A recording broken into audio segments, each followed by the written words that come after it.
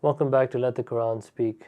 Now, Brother Shabir, every week we go into whole new topics and we discuss interesting things. This is a topic that tends to come up over and over again, especially if you look at Islamic history. This idea that Islam was spread by the sword, this idea that Muslim invaders went from one land to another land, forcing people to convert to Islam, which is why Islam spread so quickly. Because starting from a small town in Mecca, it reached most of the world in amazing speeds. And we had Muslims span across the globe at an amazing pace.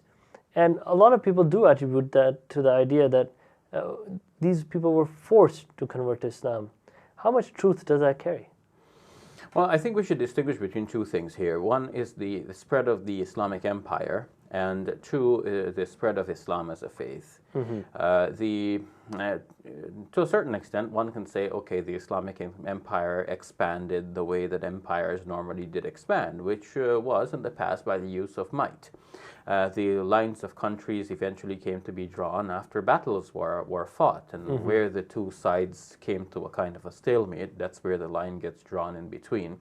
And we know that this side belongs to that army and this side belongs to the other army. Eventually we have countries being marked on our globe in this particular way. So empires did expand in this particular way. And at the time when Islam started out as a very small group of people, or Muslims were a very small group of people, they had to struggle for their own existence against the many others who were struggling against them.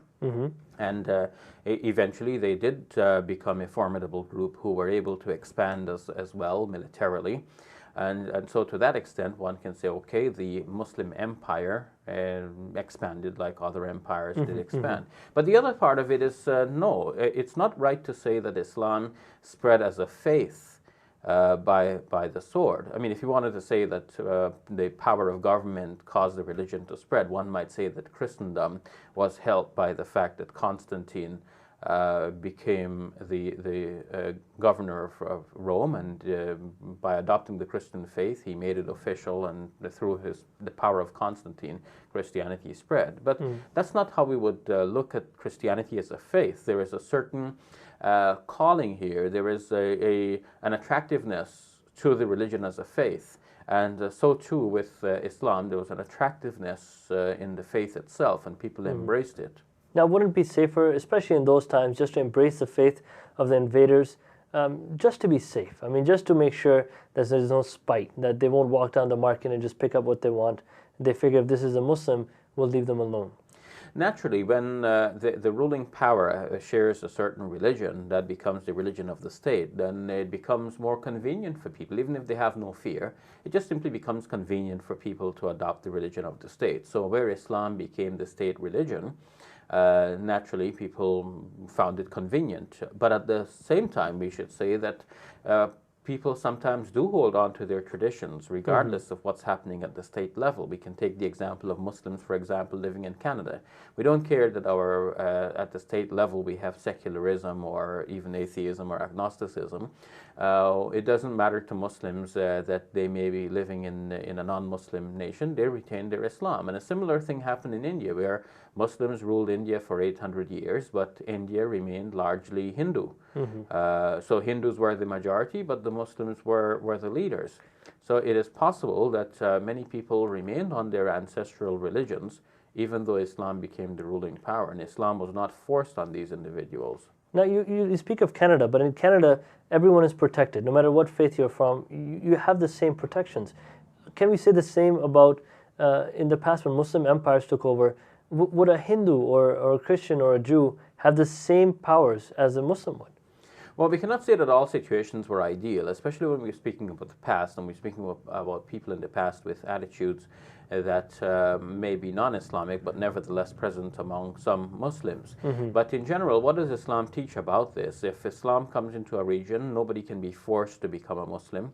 And non-Muslims must be treated with every respect and dignity as well. In fact, when the Prophet Muhammad, peace be upon him, became a leader in Arabia after many years of struggle and resisting the enemy forces, eventually he granted immunity to those who were opposed to him, to his enemies, and he gave protections that were unprecedented to people who were Jews and Christians living in that area.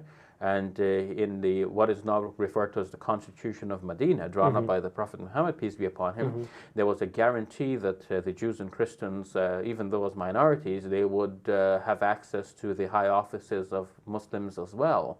And we have the case of Indonesia, where Indonesia became the largest Muslim nation, the nation with the largest Muslim population.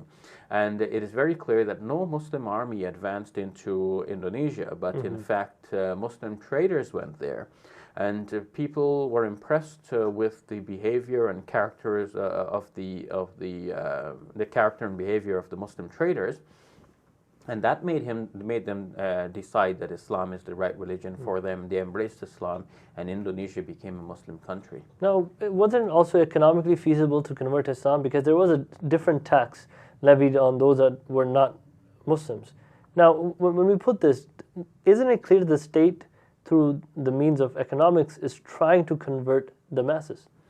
Not necessarily. In fact, there were different attitudes towards the jizya, or this tax, but on the whole, the tax was supposed to be an alternative to the Muslim zakat tax. Zakat is a sort of a tax where the Muslim is required, as a part of his faith, to pay a certain amount in charity, and that would go into the Muslim state treasury, and Muslim officials would go around to the individual citizens to collect their zakat. So this is collected in a similar way to which taxes are collected in other empires. And non-Muslims are not forced to be part of this zakat system, because zakat is also a religious duty for the Muslims. So to keep their conscience clear, they do not pay a zakat tax, but they pay another tax, a jizya,